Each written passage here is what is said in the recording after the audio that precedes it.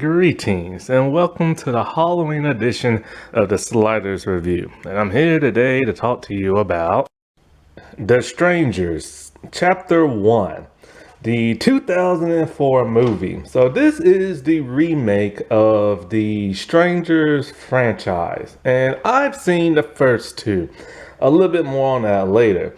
So, when it comes to that of this movie left a very sour taste in many people's mouths because they were suspecting something new, something innovative, and they were suspecting that, the creators said that, finally, it's gonna be revealed, the strangers and why they do what they do and, and all this other stuff. And honestly, nothing was explained.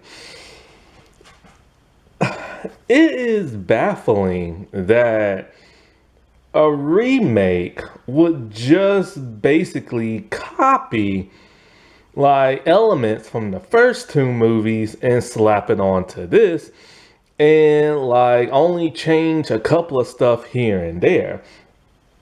And that's not really what people are expecting. Now, I've said this before in the past. When you make a remake, you're mostly never gonna make nobody happy because fans don't know what they want.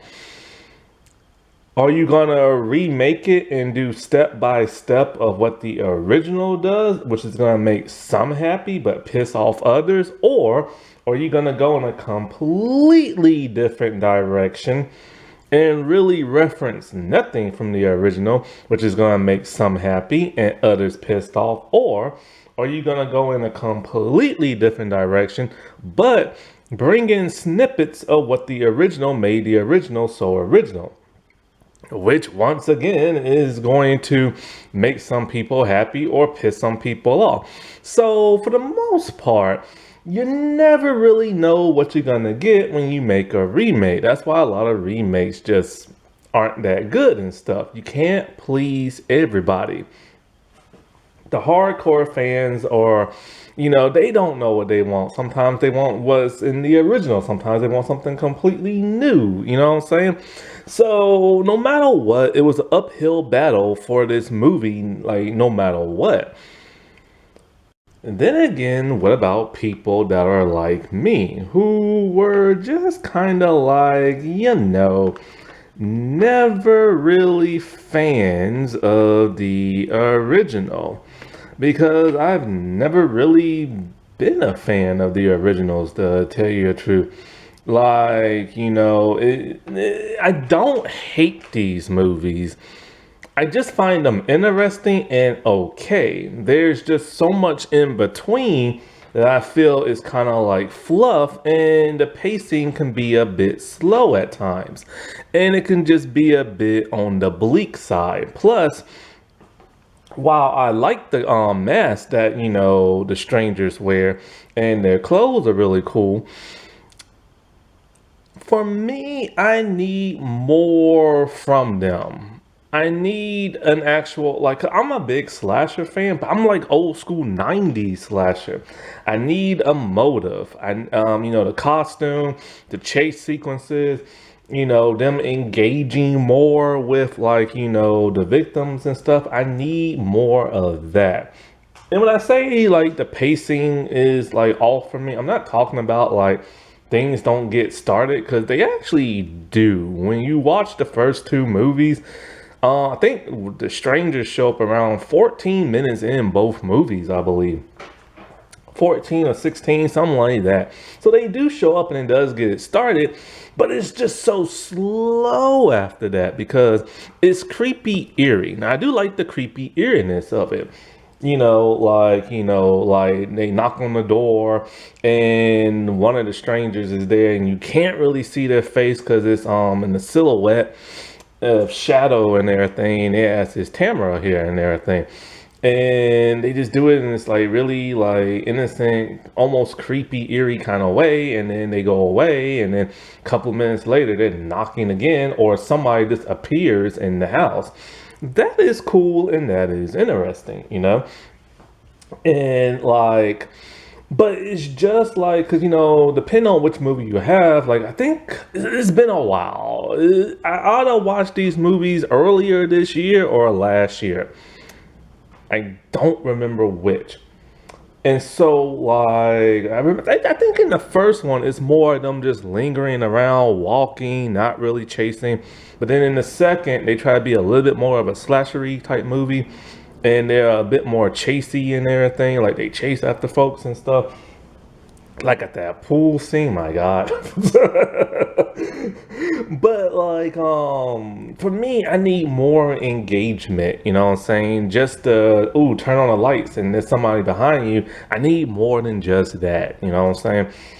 And another reason why I'm not a huge fan of these movies is mostly just like the cast. Now, in the first movie, you had Scott Speedman and you had what was it? Liv Taylor, I think her name is. And I like them as like actors and stuff like that. I remember him from like the Underworld movies and her from Harlots and everything, but I'm not like the biggest like fan, you know what I'm saying? And it's just I didn't like the idea that they was a couple on the rocks and they're not married and they're arguing a lot, and it was just I didn't care for them because they was constantly at each other's, like they were just getting on each other's nerves and they was getting on my nerves and stuff.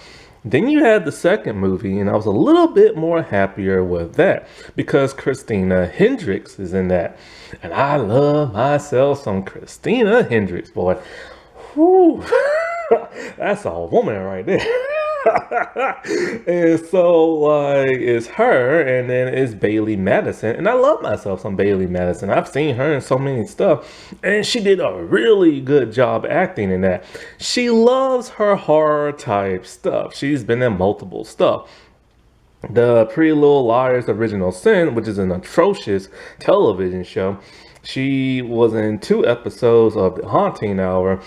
She was in Play Dead, which I just reviewed and everything. So she's in there when it comes to like, the horror like genre and everything.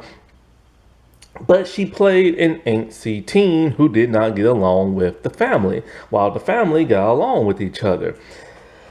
And even though I like the family a bit more in that, it's just they still made the stupid mistakes that the first couple did. And then you have like the whole pool sequence, which I just did not like and everything. But that was supposed to be a direct follow-up to the first one, even though they was 10 years apart. And that's another problem I'm having with this franchise. They're too far apart within movies, and the couples or family tend to do them like the dumbest things. And not only that, but they keep redoing the same gags. It's always somebody knocking at the door, asking what did I say that person's name is? Was it Miranda or something like that? Like, is she there? And then they just stand out in the middle of a road and just stare at you for the longest time, and then they just creepily walk away, and the mom is all, or the mom is, or the female main figure is always like trapped in the house, and they're creeping her out, and while somebody else is gone, and it's like they don't leave the house when they should, and then they when they do leave it, they go in the most dumbest direction ever where somebody can like find you. There's always a guy, like the father or the boyfriend or whatever, who's always in the car, and he always gets in a car accident or he gets stuck in the car, and then it happens to be a gun or a rifle, and they don't always use it properly. Like when you got your killer in sight, you shoot. For some reason, these people don't always do that, and then they end up shooting the wrong person, and it's always the same stuff over and over. And then there's always a female who lives at the end of the, or survives at the end of the movie. But then there's no follow-up on that. So that's always like one of the reasons why I just never really resonated with these movies. It's always the same thing over and over. It's tweaked a little differently. And the killers are kind of boring with the motivation of, hey, why'd you do it? because you was here, or like, or we felt like it, something like that. It's just like, okay, I get that, but give me a little more. And who the heck are they? Like in the first one, they took off their masks and started stabbing, but who are they and everything? You know what I'm saying? And some people like that, and some people don't. Like, I need a little bit more explanation. You know what I'm saying?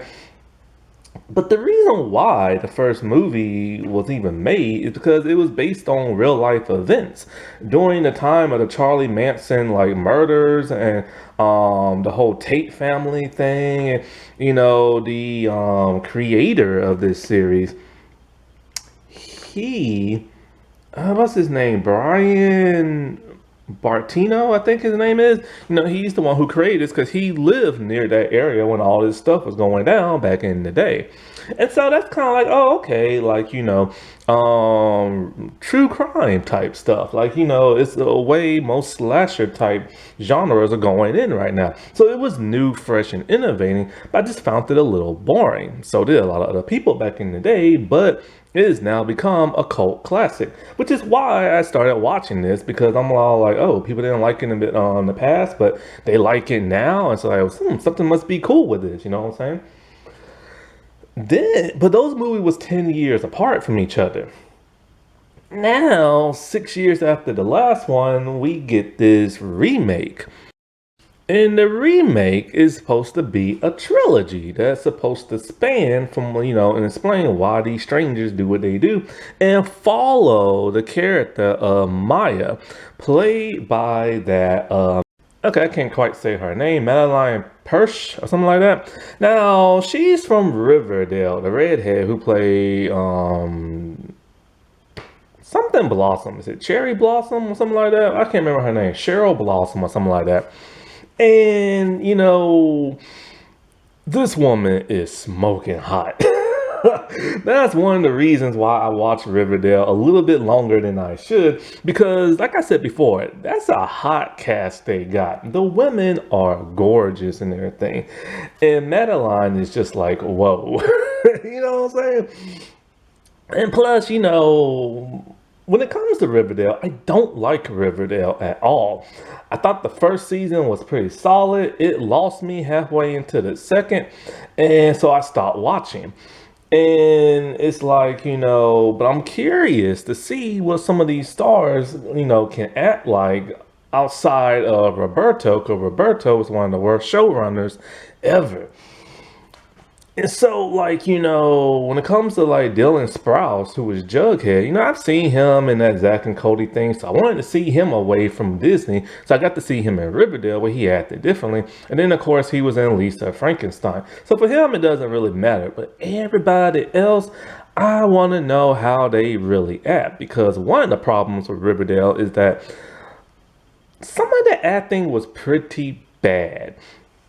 And that's because it was some of these people first breakout role. And I get that, you know what I'm saying? But I want to see them in like other stuff to see if they can really act or not. Now, the one Asian dude, I forget his name, I forget who he played. He was in season 1, but then he got recast in season 2 because he started getting cast in better projects and stuff. And I saw him in another project and everything, but he wasn't in it for that long. So when it comes to that Madeline and everything, which, by the way, she's an American-born actress of South African descent. Yeah, I didn't even know her parents are South African and stuff. But my God, she is gorgeous and everything. So I really wanted to see how she could act, you know what I'm saying, outside of Roberto and outside of Riverdale. And she's an executive producer on all 3 of these movies.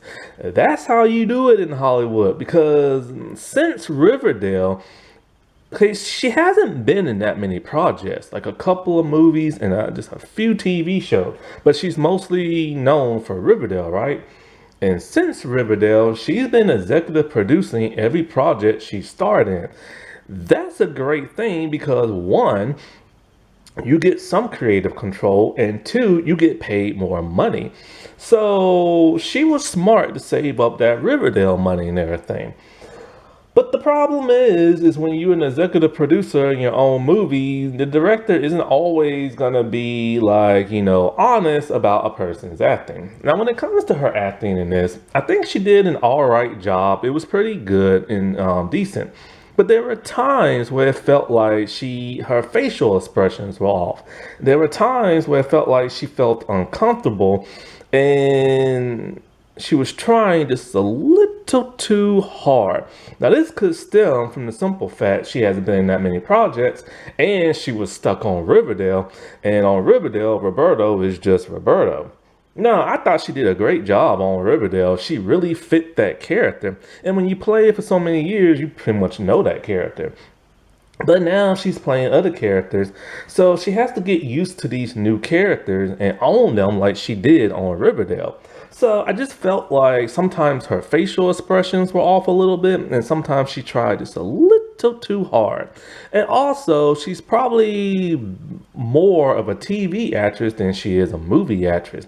And I've said this before, TV acting is different from movie acting and stuff.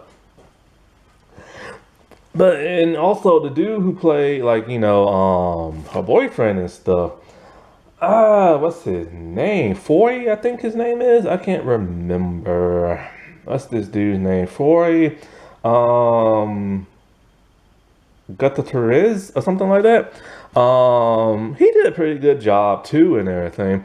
I've seen him in a couple of stuff. I saw him in the second season of Light as a Feather, and I also saw him in something else I recently just got through talking about. But I can't remember what that is because I didn't even know he was in both those projects. I had no idea. And stuff. He was in Cruel Summer. That's it. He was in the first season. But I don't remember him from either shows. And I thought he did a pretty good job. It's when those two are together, they don't have like the strongest chemistry, but they do an all right job, especially towards the end. It's just sometimes you don't even think they're really dating sometimes.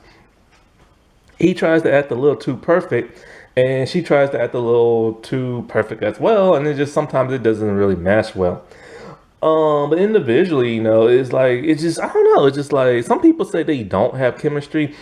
They kind of do. They kind of don't. I don't know.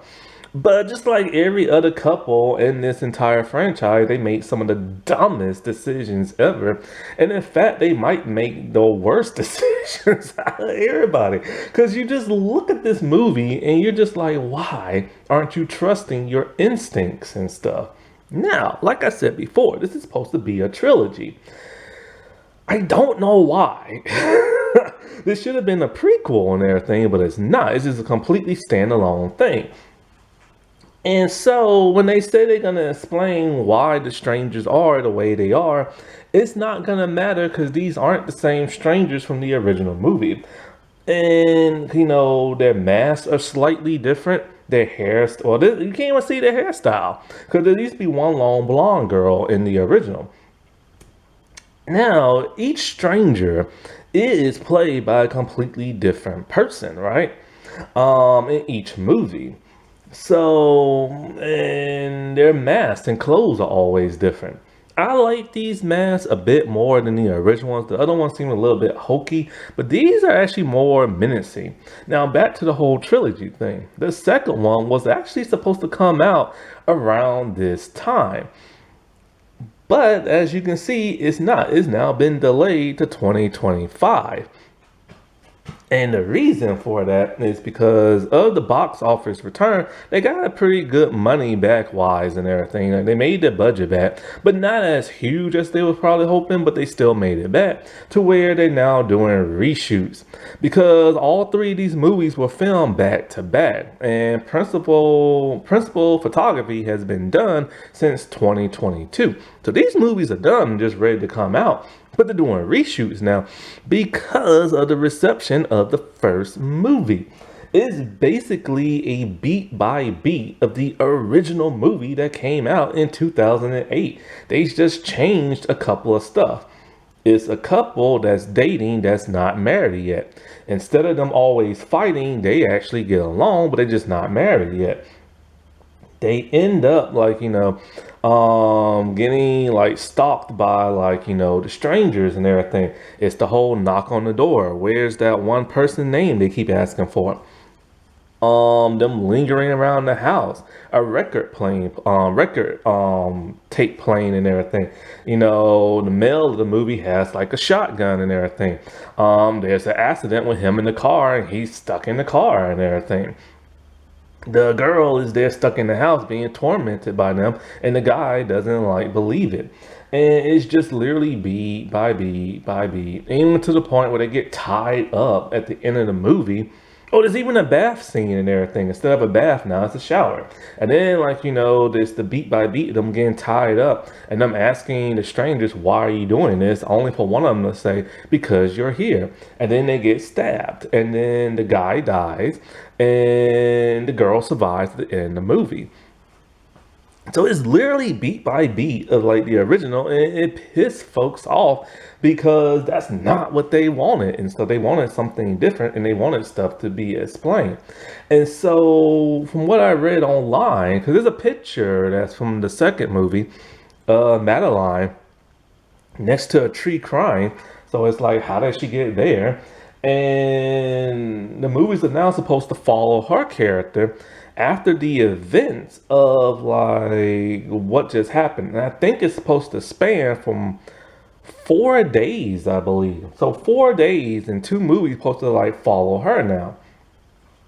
And for some reason, the strangers are now after her. But why? Because nobody knows their identity from the first movie because they never took off their mask and stuff like in the original.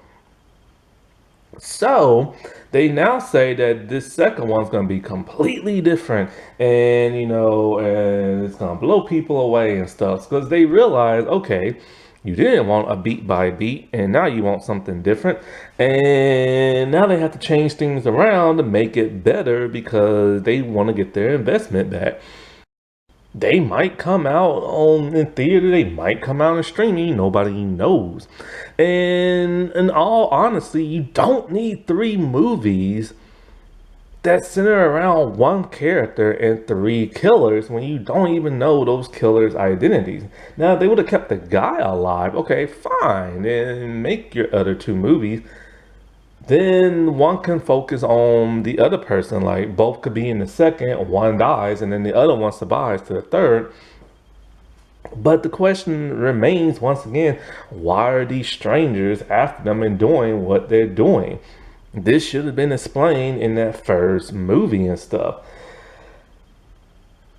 And like I said before, why are these strangers going to constantly go back after the same person when nobody knows who they are?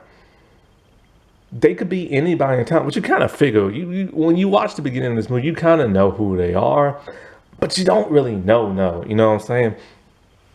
And that's another thing they could be changing. Because, see, here's the problem with how stupid this couple is. So they're driving around and they end up at like a diner at a location where they're supposed to be at, but they're a couple of miles away, probably a couple of hundred, right? Or maybe a city away. And so they're at the diner and they live in the town, and the town is the most stereotypical hillbilly-ish country redneck looking town ever, where the locals just all stare at you with a really pissed off look on their face. And so there's these two mechanics from far away who's looking at them, just staring them down, right? So they're in the diner and everybody's being rude, but only the two waitresses are actually being nice. The girl's a vegan and everybody looks at her like she's crazy. You don't eat meat. What's wrong with you, girl? Like, they looking at her like that. You know what I'm saying? And they looking at her like she's possessed and just crazy. And like, what's wrong with you not eating meat? So they just constantly stare at people. The younger waitress is super nice, and the older waitress lady wants to know why he hasn't put a ring on that girl's finger after it's been 5 years of them dating. Well, anyways, they go back outside and their car will not start. I wonder why. Because the mechanics were staring at them, wanted to make some money off them, so they probably ruined their car. So the guy is smart enough to figure that out, but the girl is not. It's all like, you're just overreacting, blah, blah, blah, blah, blah. So they need a place to stay. And the nice young waitress is all like, oh, there's an Airbnb not too far from here because apparently all the hotels are filled up because the locals somehow know that and everything.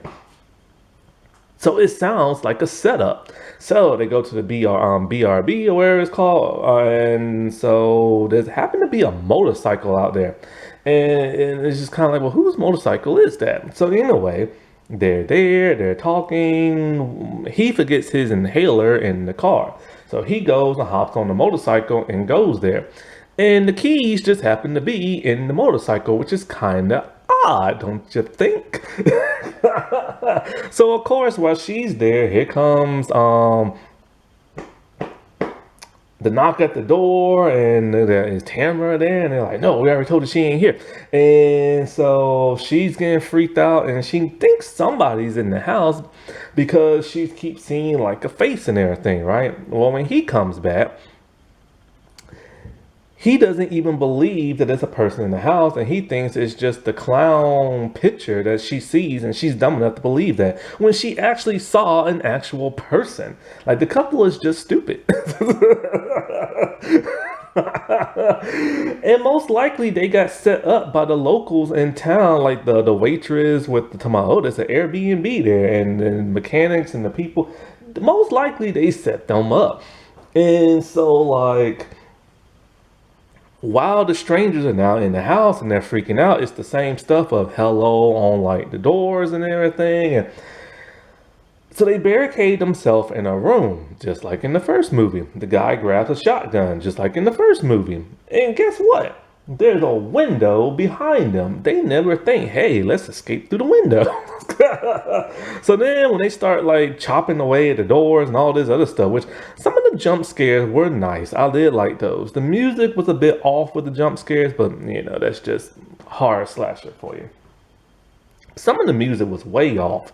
Like when the record playing was playing, it's just like, why are they playing this song for? Anyway, as the axe dude, because you know it's the scarecrow, the pinup doll, and Dollface. So when the axe dude, the scarecrow, started chopping through the door and everything, they can see like through the door, and they just wait like maybe a couple of seconds, and he's all like, "Okay, they're gone. Let's go." Right? No, they're not gone. They're still there. What makes you think that they're gonna disappear just a few seconds later after trying to kill your behind? You know? So it's stupid stuff like that, but then they find a crawl space and they go there. Now the killers can't never find these people unless they make noise. And of course there's always something happening to where they have to make noise. And they have to hightail it on out of there. They go to like a shed. I think actually this happened before the shed. Like the mechanic was knocking on the door and he turns on the corner and shoots the mechanic in the face. Similar to that the first movie with the friend that showed up. It is beat by beat. So they're in the shed and everything, and so this is when we get one of the strangers revealed that happens to be behind them as they turn the lights on. And that was a cool thing. Now they made a point to show that he dropped his inhaler. You think that's gonna be a big plot going forward, but it's not. So I don't know why they lingered on the inhaler for a long time.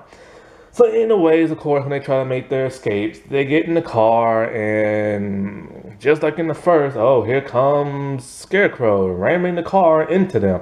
He gets stuck in the car. Very similar to the other movie and stuff. She hightails it. He's shooting away, but is missing. And then it's like when she's running away, what I don't understand, the same thing I said about I Know What You Did Last Summer. How the heck is the victim gonna run as far as they can, but the killer is just gonna walk gingerly, following them, and they always end up like, you know, being a couple of seconds behind them.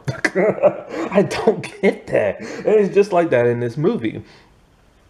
And when she ran, she should have, like, she ran in the woods. Why are you gonna do that? You don't know these woods. You don't know this city. You're going further out the way and gonna get lost. Now, she should have got on the dirt road and ran, but of course they could find her that easily. So what do?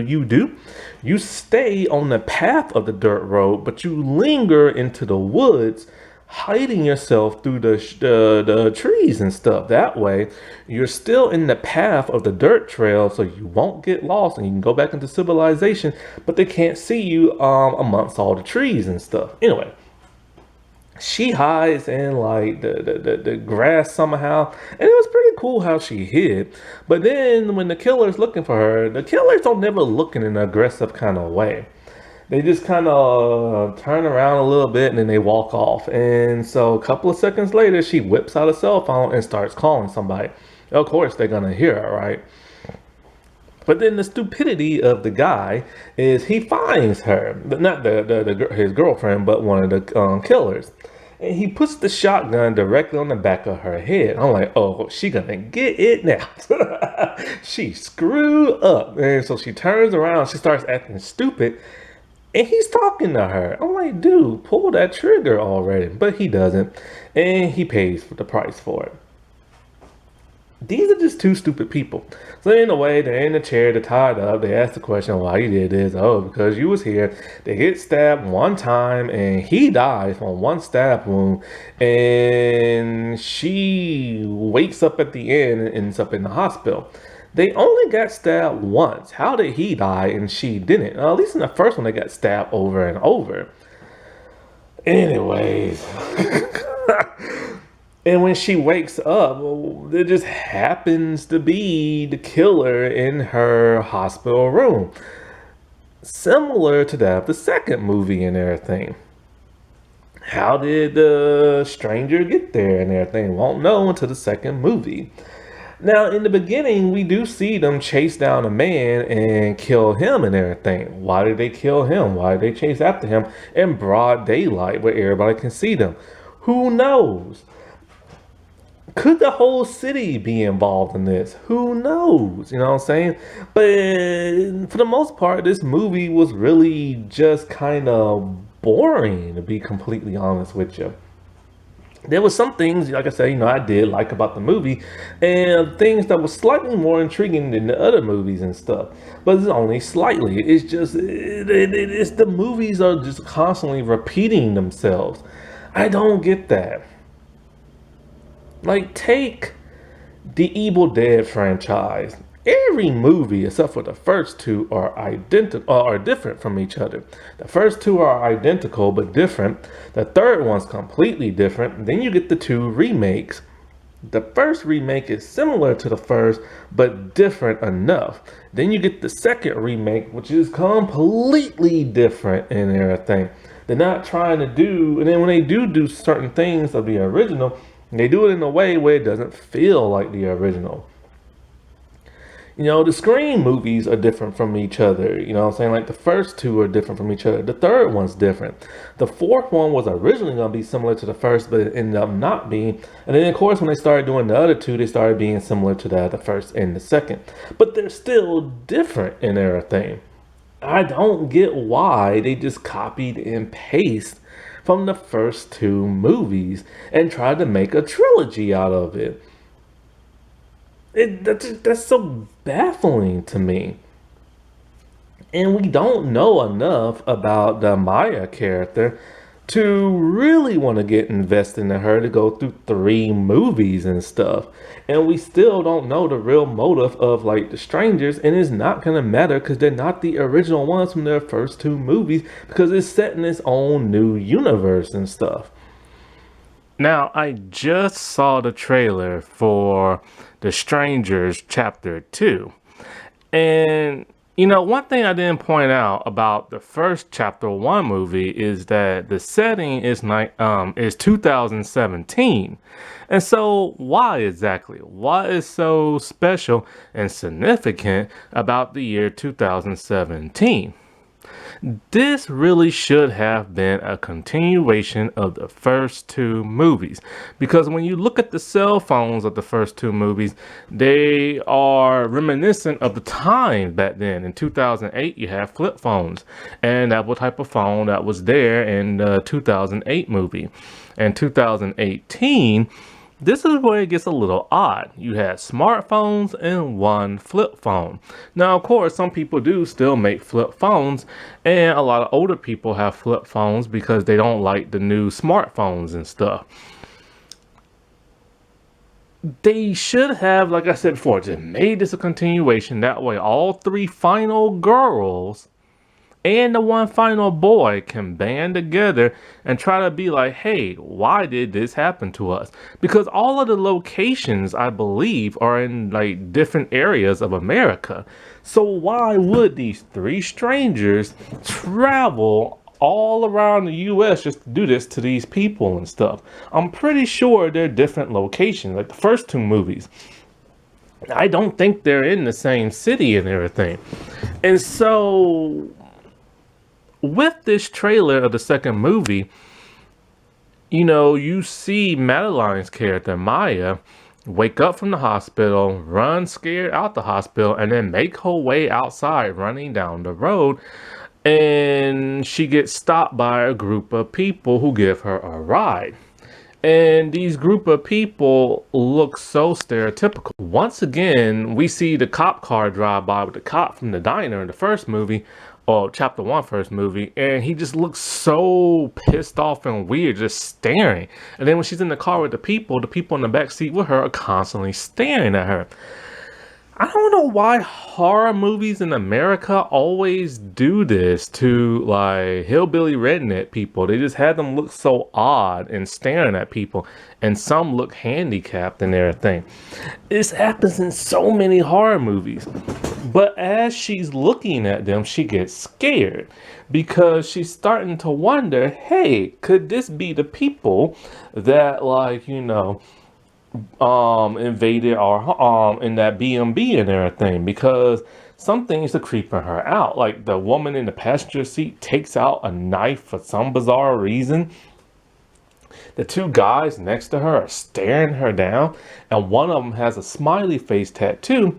And of course, the scarecrow has a bit of a smiley face to him. So she's starting to get creeped out. And the whole theme of this trailer is anybody can be a stranger, and everybody is a stranger because she's in a different town. If these people in the car are not the strangers that invaded the B&B, then this would be completely pointless. If the strangers end up being somebody completely different that we've never seen in the movie before, it will be a waste. And once again, what is the point in having three movies revolve around these strangers and this one final girl character? I don't get it. Like, it's not that significant. Just wrap it up. You know what I'm saying? You don't need three movies to flesh it out. The only way you would need three movies to flesh it out, like I said before, if all the final girls and the final boy team together to try to band together to figure out what's going on and why these people are doing what they're doing. Because this town seems to be religious and stuff, because they listen to a religious broadcast. Now remember, this is based on the whole Charlie Manson, Mia Tate murders and stuff. And he had a cult following of people that listened to every word he said. And that's what seems similar. That what seems to resonate with this whole radio broadcast they're listening to in the car. You know what I'm saying? What if this town's like so religious, or these people are so religious and they just do this for whatever reason because they're in the cult? Now, as for this being a trilogy and revolving around Maya, look, I get it. Madeline is trying to solidify herself and the character of Maya as the next Sidney Prescott and Laurie Strode. Like, I get that. She wants to be one of those ultimate final girls in a big franchise, you know what I'm saying? And I can respect that, you know what I'm saying? Because she's a young actress. She is drop dead gorgeous and everything. And, she has a fan base because of when she was on Riverdale and stuff. And so, and like I said before, she co-produced this movie, and she's been producing a lot of stuff she's been in lately, stuff I've never even heard of. So I get it. She's trying to make big moves in Hollywood at a young age because, it might gonna be tough for her because she came from Riverdale, and people gonna be like, ugh, you're from Riverdale? I don't want to hire you for this. And also because her acting needs a bit polishing and stuff, you know what I'm saying? But this was not the franchise to solidify yourself as the ultimate final girl. The thing about The Strangers is that it's never really about the couple. Yeah, we get to know the couples and the family and what they're about. But the thing that intrigues people the most is who the heck these strangers are. And like I said before, why are they traveling around America doing what they're doing and stuff? And so this trilogy really should have started with like this movie being completely different from the original movie that then sets up, also, but it needs to be connected to the first movie, but then it sets up the events of the three final people and the final boy, like I said before, trying to figure out what the heck is going on. This should have been connected to the original movies and never its own established thing. That was just ridiculous and everything. But I do pride her on trying to, make a name for herself in Hollywood because it's going to be hard. Because when people hear of Riverdale, they cringe because it was a cringe show, you know what I'm saying? And like I said before, she hasn't been in many projects since. And, she really is it's gonna take a while for her to find her footing in Hollywood and to make a name for herself. The one actress who played Veronica, she stars in a lot of movies, but they're streaming movies. And she's about now to be, and I know what you did last summer, the new one, where she's gonna have to really prove if she can make it in Hollywood and stuff, Lily Reinhart, she was in Hustlers, but that was about it. I don't see Lily in anything. I hear about her all the time because she's always complaining online, but I don't ever see her in nothing. Then, of course, there are the Riverdale guys, and also the Josie and the Pussycat doll girl. Okay, I'm thinking of Pussycat doll. Okay, Josie and the Pussycats. They gonna have to prove themselves outside of Riverdale, which I haven't heard much from them either because it's gonna be hard. People are looking at them like they're former Disney Channel stars and that of former Power Ranger stars. They just don't want nothing to do with them and stuff, And that's all Roberto's fault. He made them household names, but they haven't really put a foot in Hollywood since Riverdale to really stand out. And so, like I said before, I think it's smart that she's producing her stuff and she's casting herself in all these things. But trying to make The Strangers into like this big franchise trilogy type thing, I don't know if that was the smart idea. She should have just created her own slasher and just went on from there. Because one thing I like about her is she reminds me a little bit of Sydney Sweeney. Sydney Sweeney, I've only seen her in a few projects. One movie, one show, and 2 commercials. I don't like the commercials because she acts weird in those. But the show she was good in and the movie she was good in, it's just she needed some more oomph to her acting in that movie. But Sydney Sweeney relies on her looks way too much to stay relevant in Hollywood.